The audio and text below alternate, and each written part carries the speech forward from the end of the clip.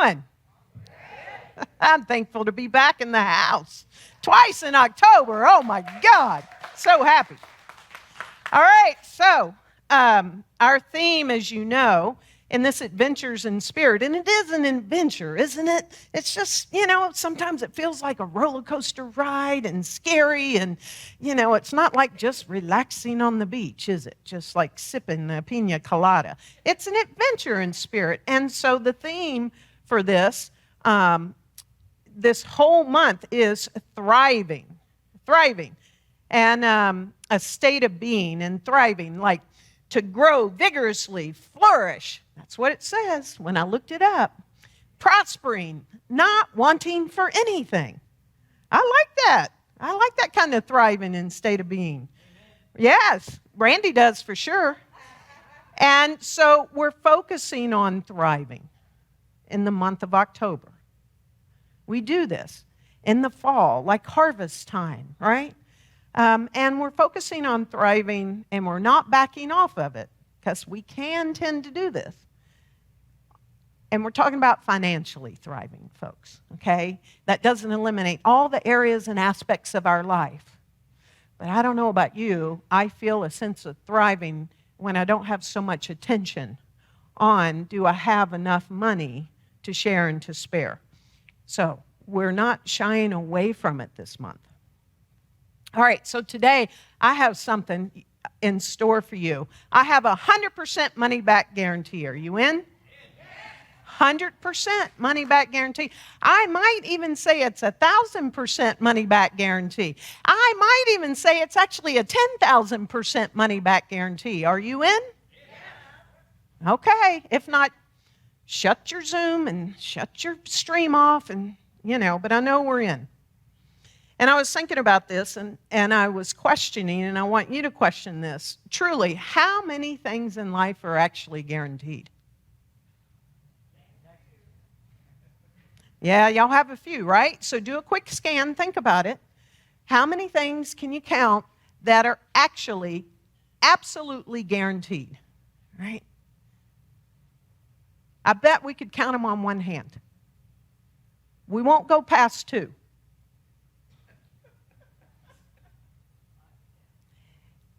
If we're born, we're going to die, right? I heard taxes, paying taxes. I don't know if that's guaranteed. But what things are actually guaranteed in our life? So I want you to know that there's actually a guaranteed way, I promise you, a guaranteed way that you can have more prosperity in your life. I promise. I promise you this. So, sometimes when we look at an item and we don't know much about it and we're shopping, when it says 100% money-back guarantee, we tend to take that little leap of faith, aren't we? We have a little bit more faith. Well, if it doesn't work out, I get my money back. So it sort of helps us. Like there's no risk involved, right? I want to tell you whatever I'm going to share with you today, there's no risk involved.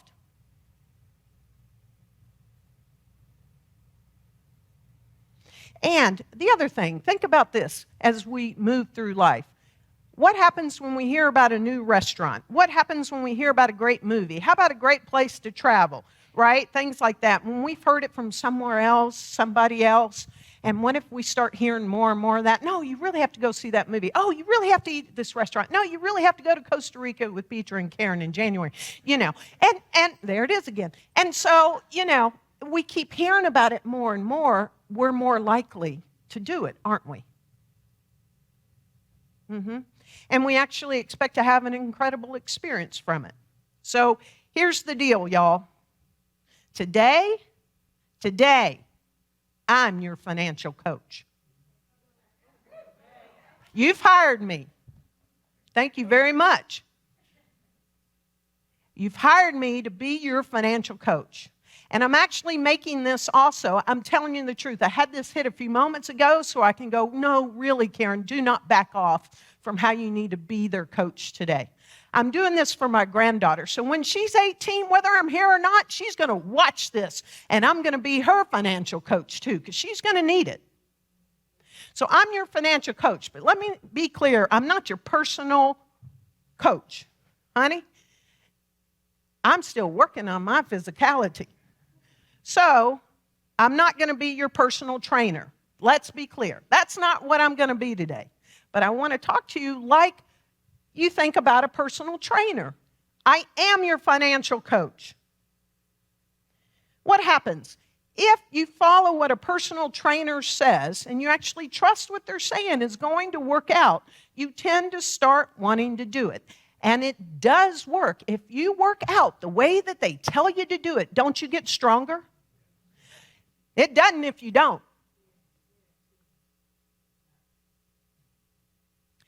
And if you do it consistently, what happens?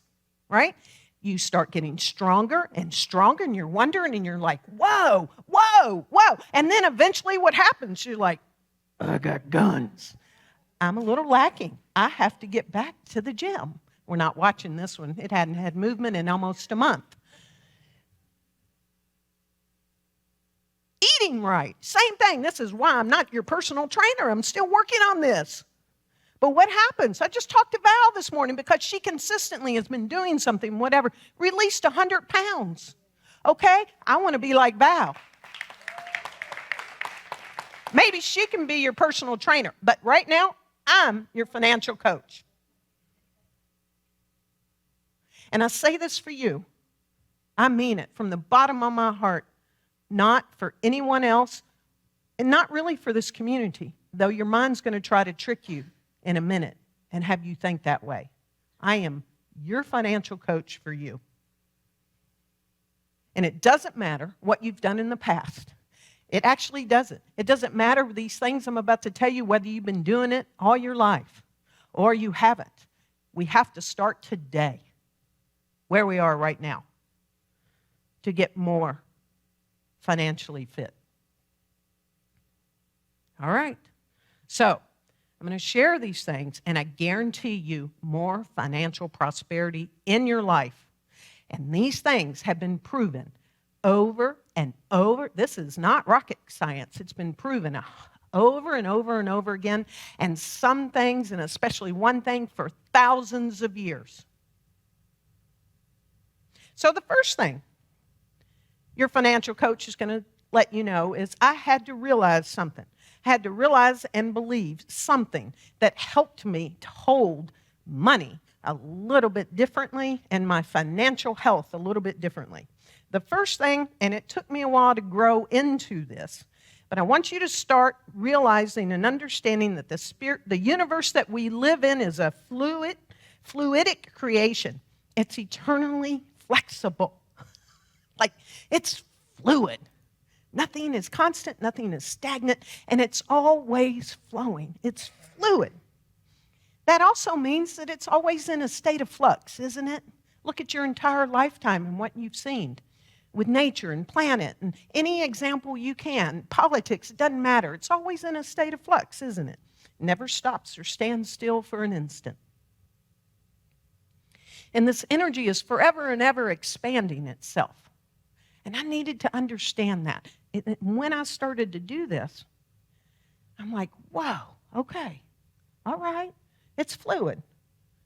So it's good and very good to see yourself like this fluidic universe, a flexible universe. It's guided by intelligence, infinite intelligence, much bigger than mine, right? And to deal with your universe, your financial universe, as a flowing thing. And this especially means your prosperity. Your prosperity is a flowing thing. You immediately stop your own prosperity when you conclude that your prosperity is money in your bank, your investments, etc. If I open up my Raymond James account on a monthly basis, which I don't, not even really a quarterly, call me silly, but when I go, oh, it's down, and then I close up, and then I clench, and then I go, oh my God, we've lost money, and oh, what am I going to do for retirement, and da-da-da-da-da. I'm starting to really get clear in my subconscious that I have lack, I don't have enough, oh, I better pull back, and oh my gosh, no, it's fluid. Just like the tide, it sort of moves in and out, up and down. Because I could pull that out, and then actually it would have gone up next month, but I pulled it out of those investments. Then I lost money, right? And so I started to hold it like an inlet and an outlet, in and out, in and out, in and out. And I began to work with this real idea that the universe in which I am in is self-sustaining. It knows how to self-sustain itself. So are you willing to live in a state of financial flux and live in a state of financial flexibility and meet it without fear? Like Karen says, she's my trainer. Don't go into fear. It's fluctuating. What happens? What happens when enough people get into fear? It's a run on the bank, isn't it? Then what happens? So in our own lives, we can do this. And to just start working with it in that moment when you see there's a flux. Either way, I have enough money. Because if we don't, we tend to cling, clutch, and hold on to. And that has greater impact. As your financial coach, I need you to know that. One of the big examples for me mentally was when I had decided to start my own ministry in 2013. That didn't happen due to substantial different, my relationship blowing up. And I was like, oh my God, I'm not going to live in the most expensive place in the Bay Area anymore. Not much money in the bank. And I was starting a ministry. Now what I'm going to do? And then Peter said, come do ministry with me. I went, oh, okay. But I had been in sales for 23 years. That was my prior career before going into ministerial school. And I didn't ever have a ceiling on what I earned. I got a salary and. And there was a lot of and. There was lots of ands. Salary and. And then I took a salary as a minister, and I'll never forget when I was driving, literally moving from California to Texas here, almost 10 years ago. I started feeling it. Oh, wow. I'm only going to get the salary now. How am I going to be prosperous? And I went, oh, no, wait. The universe is self-sustaining. The universe is fluid. Source is not my salary. Just stop that thinking now. Because I knew that if I started to do that and believe it, that would have been my only inflow. And it wasn't. It wasn't. So I had to watch my consciousness every time that I told myself, now I'm here, I'm on my own, I'm living by myself, I'm buying a house here, et cetera, and I'm on a salary only. I had to make sure that's not where I went. And I had to keep training myself so that I know it's fluid. Okay, second thing. Sell yourself if you have to, but however you can get there, you got to know that money is a spiritual idea. It's a spiritual thing. Spiritual. You hear your coach? It's spiritual. It's not outside the realm of spirituality. It actually is spiritual.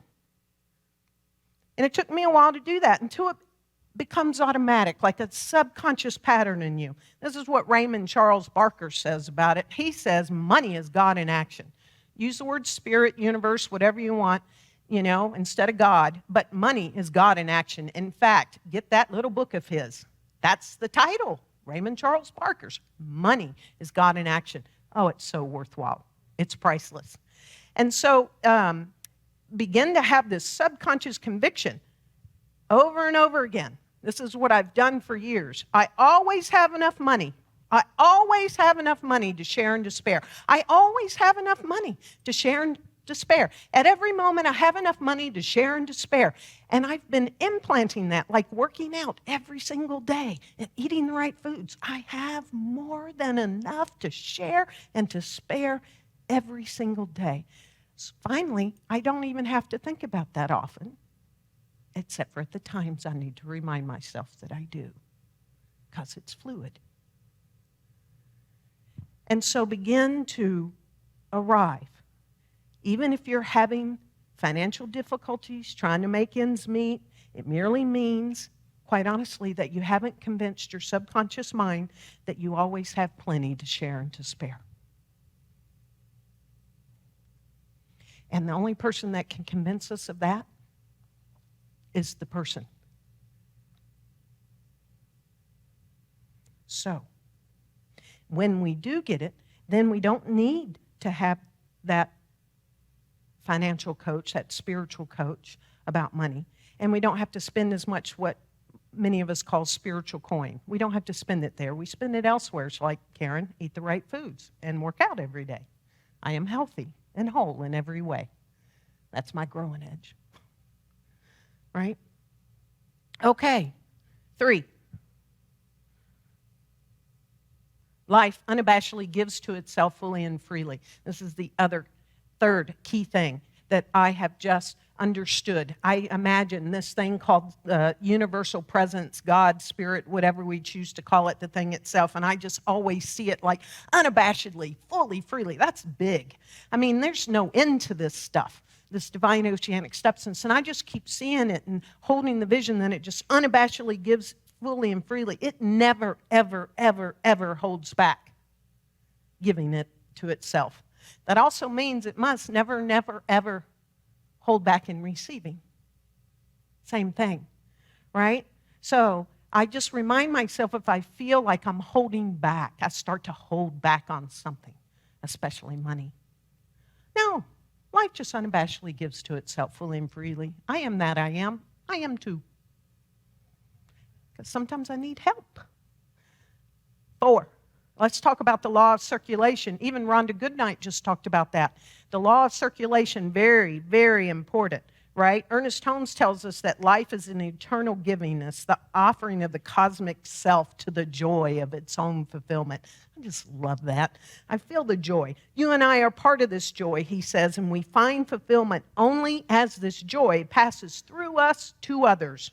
Everything moves in circles. We short-circuit our own good when we refuse to pass it on. I've done some silly things in this sanctuary in the past, in the month of October. I had a tourniquet on my arm. Made it so, I had it on there so long just to prove the law of circulation in my own body that people were so scared I was going to faint. They were saying, please don't ever do that again, so I'm not going to do that today. But our blood circulates, doesn't it? Our breath circulates. Do you know that all cells in our bodies need oxygen to create energy efficiently? And when our cells create energy, they make carbon dioxide. That's not so good for our cells. So we get oxygen by breathing in fresh air, and we must remove the carbon dioxide from the body by breathing out. Life moves in the circle. I must take in the oxygen, but I have to expel the carbon dioxide. And when I expel that, even though it might not be good for me, guess what? It helps other things. So don't hold on to it. It's the law of circulation. Everything moves in circle. So money is a brilliant symbol of exchange, and that's how I'd like for you to hold it as your financial coach from here on out, that it's spiritual, and it's a symbol of exchange. So we know that when your blood is circulating freely in your body, you're healthy. When money is circulating freely in your life, you're actually economically healthy. If you're not economically healthy right now in your life, I'm telling you the number one condition that's brought it on is you, I just know it, have not been freely with expelling. That's hard to hear. And I know I'm a minister saying that. We'll get to that in a second. So it is movement. It's an exchange. It's flowing, right? So we can't cut off. It's just a symbol. It's one of the best symbols we have for the law of circulation, for this thing called exchange, in and out, in and out. I can assume that circulation then is necessary in my own bank account, my own pocket, and more than this, my mental attitude about money. So I got to tell you, the past 3 or 4 months in our household, oh my God, we have been expelling money. A lot of it. Petra's shaking her head. I'm telling you, the past 3 or 4 months, maybe the past 6, I'm not sure, but I know for sure the past 3 or 4 months, it just feels like we've been expelling money with unexpected expenses. At one point, we both, in the same conversation, ended up saying it's time to stop the bleeding. And I thought about this. I'm like, oh my gosh, stop the bleeding. Yes, she's right. And in fact, we just had another big, unexpected. We knew it was coming, but I finally got the car done, so then there was another $1,884. And it was like, bam, unexpected outflow, stop the bleeding. So I did. 2 weeks ago after giving my other talk. I went home and I doubled my giving to this community. And I stopped the bleeding. I did that for me and Petra. Because I knew that was the one way. Because I realized, oh my God, I'm not tithing. I actually gave myself a raise in my own company. But I didn't up my giving. Oh my gosh, I got to stop the bleeding. I just had that realization. And I was so joyful to go, woo, I'm giving CSLDallas more money. I've stopped the bleeding. And here's what I can tell you. I guarantee for most people, this is what happens because I've been a minister now for 10 years. And a practitioner for, thank you, Sharon, a practitioner for longer than that. So I came into Science of Mind in 2007, but I was a deep Jesus freak Christian. And so I was tithing. I've been tithing for well over 20 years. That's why I'm so financially free. And so what I do know is true for most people is when money gets tight, the first place they go to stop the outflow is spiritual giving. Giving to where they're spiritually fed. And what that's saying is, when you pull back there, my first place is I stop eating out, folks. That's my choice. I just do that. I stop eating out because it's expensive. But if one starts there to pull back on where one financially gives, this is what you're really telling the universe. I don't have enough. I don't have enough to share and to spare. I don't, Spirit. I just don't. I don't have it. And the universe says, you are so right. You don't.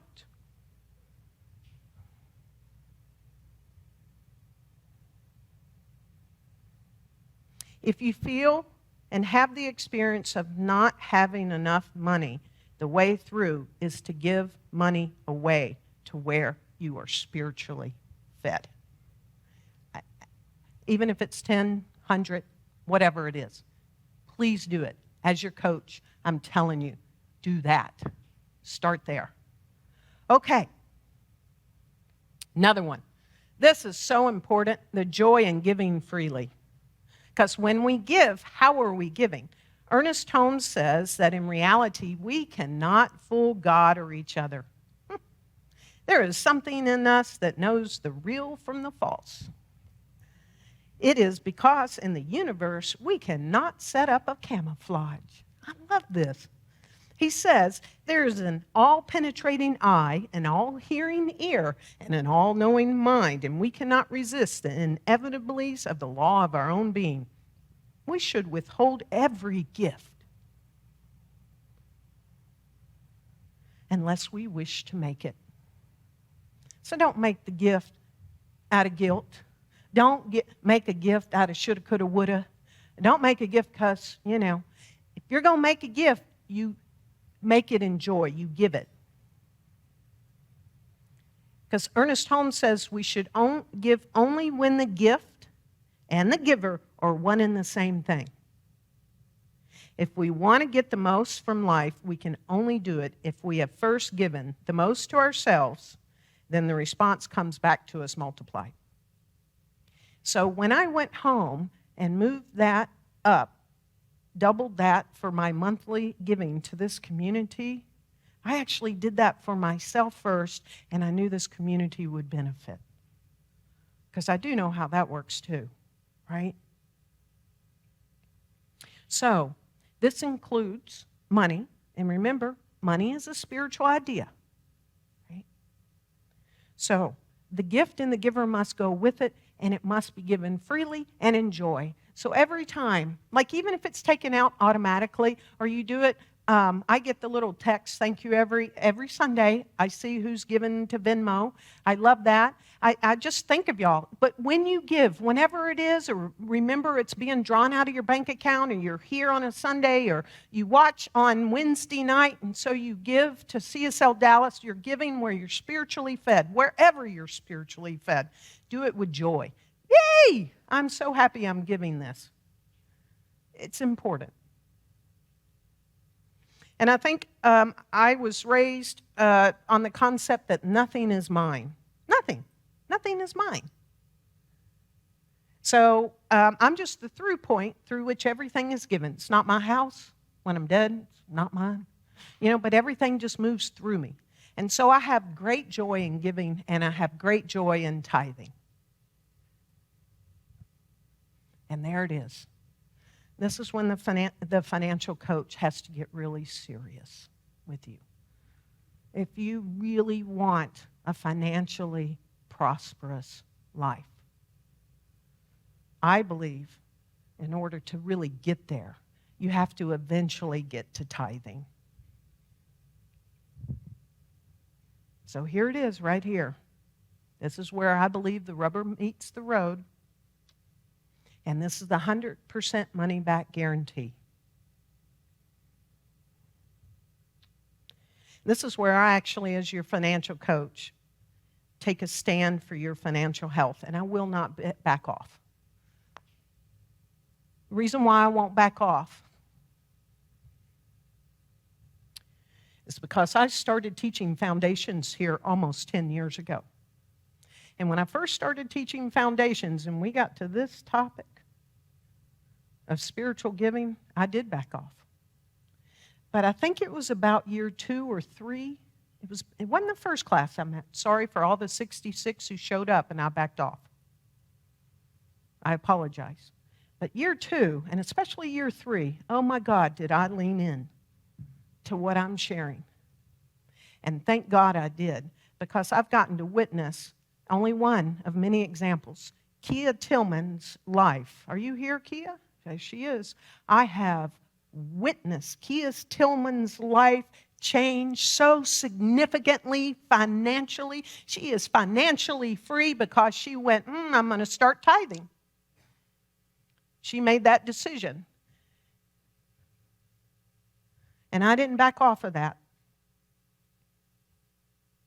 And this is unfortunately what happens. We come from a society where no matter what profession we do and we are, there's some good ones and there's some not good ones.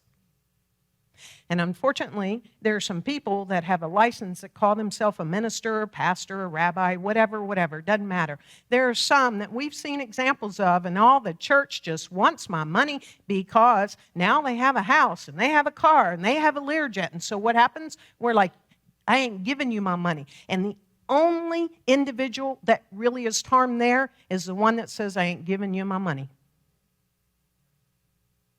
So let's just forget about all those bad apples and those bad examples, okay? Peter Weldis has been doing ministry for over 30 years, and the only thing she's ever asked for is, I want to have, what's your phrase? As it relates to your compensation, I want to have a, yes, living wage. That's the phrase I was after. Thank you. See, the people know her. And she said that for over 30 years. I want a living wage. And she has more than enough to share and to spare. So this is, I tend to leave this for last, and from here on out, I'm going to put it first in a message. Okay? I want you to understand, I don't do Bible verses much anymore, if at all. but I want you to really understand this one because there is so much power in this. For thousands upon thousands of years, this started way before religions started. Okay, it's Malachi. There's lots of versions. This is one I actually like. It says, bring the entire tenth to the storerooms in my temple. Just say to my house, whatever. Then there will be plenty of food. Test me. The universe is saying, test me this way. That's what the universe is. Come on, test me. Then you will see that I will throw open the windows of heaven. I will pour out so many blessings that you will not have enough room to store them. Oh my God. And it's this first fruits. It's so important. It took me years to understand this, to believe it, and to start practicing. And by the way, I started practicing on 1%. I'm not going to go out and pick up 150 pounds right now when I start to work out again. So I did. I started with 1%.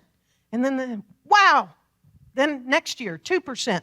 Boom, boom, boom. It took me years until finally, when I reached 10%, I was in my 20s. When I reached 10% gross, I don't play with it. Everything in my financial life changed.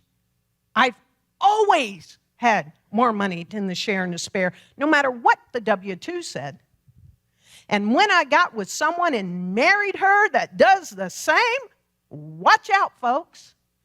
We always have more than enough to share and to spare. Do we have millions in the bank? No. But let me tell you, some of y'all know how we live, and it's really nice. Because we tithe. Because it says right here, right now, when I give it first, I'm saying to the universe, because I'm giving it first to where I'm spiritually fed, because I know I have enough. And the universe says, right on, you do. So I share this for you, okay? It's so important. And let me tell you one more story. Someone years ago took my spiritual economics class, and this too came up, this thing called tithing. And he listened to it, and he heard me, prove me now, test me on this. All right, I'm going to do it. And he did. He went right to tithing. Next thing I know, he has the best job, huge income, best job, like within 3 months of tithing. It's like, great. Then I heard, I have a new house, I have a swimming pool, and blah, blah, blah. I was like, great. And then I heard, I got a new car, great. And I didn't hear from him for a few years. And the next time I did hear from him, it was an email saying, I just want you to know I have a lot more bills, and I'm pulling back on my tithe. What did I say tends to happen when our expenses go up? I haven't heard from him since. I trust he's doing well. And if not, he'll start tithing again. So, if we don't work out, we know the outcome. Our body doesn't stay strong if we don't eat healthy. Eventually, we do know the outcome. So I'm telling you, I'm asking you, as your financial coach, you've hired me. You're paying me big bucks right now. I don't get a salary here anymore. I'm telling you, start where you are. Start now. Do not put this off. Start giving to where you are financially fed. I owe it to you to press in on this so hard today and for my granddaughter's sake. So, we want you to tithe or start your, again, 10% it doesn't have to be. I think it's some magic number that makes you just stretch and go, oh, this is a big number.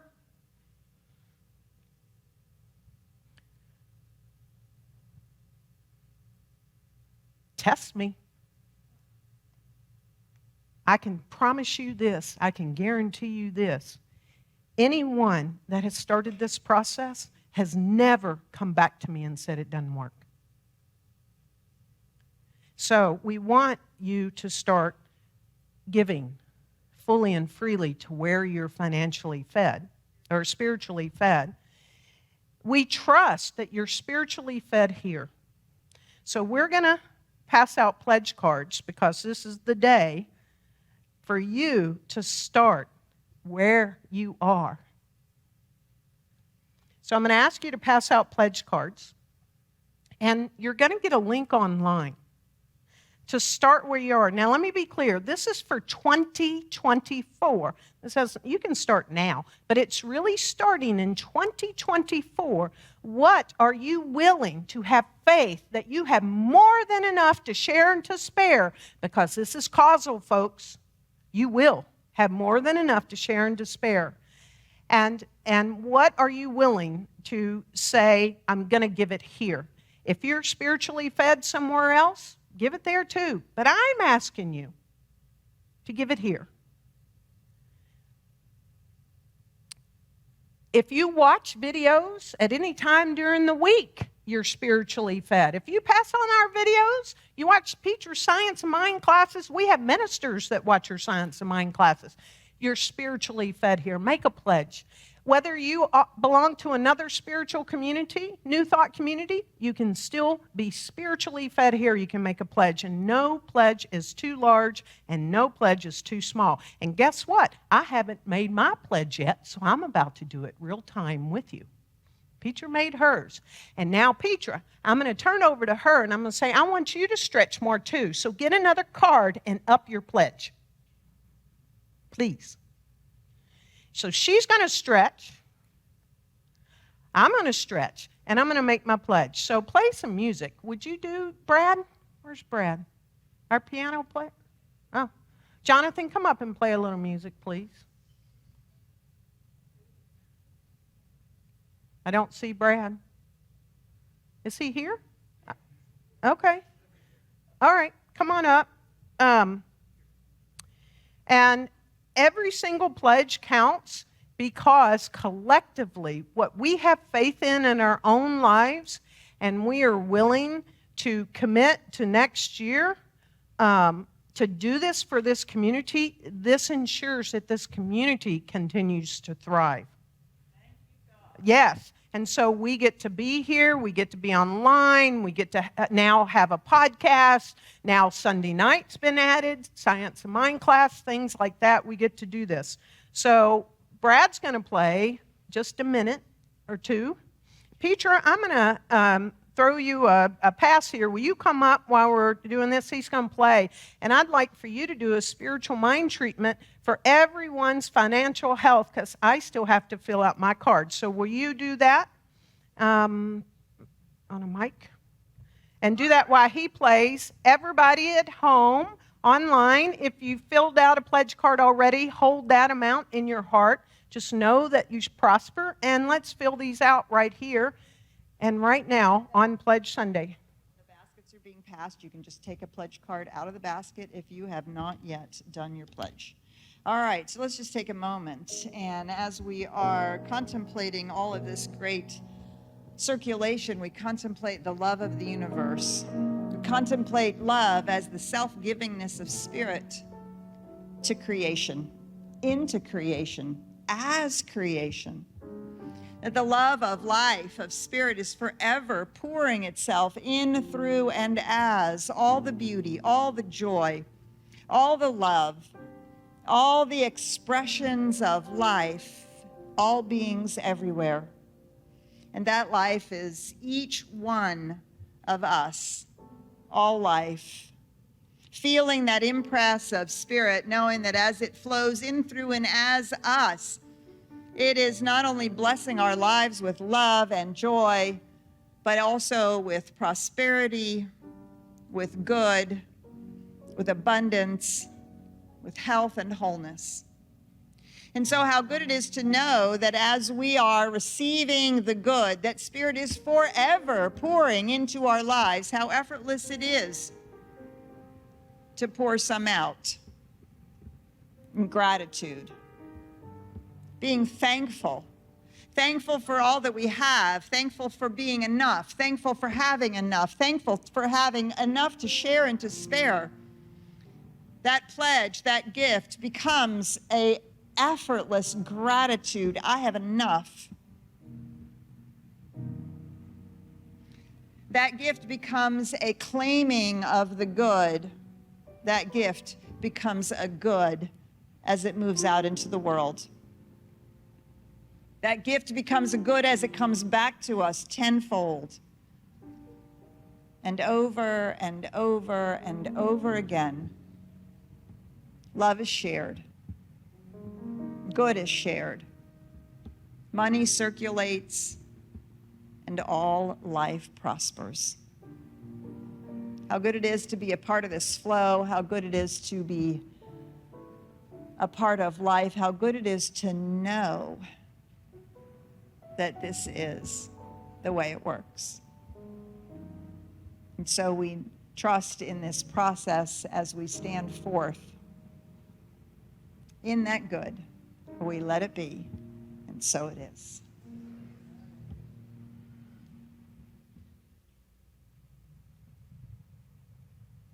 Your coach is here for you at any time as you begin this journey and this adventures in spirit. Thank you so much.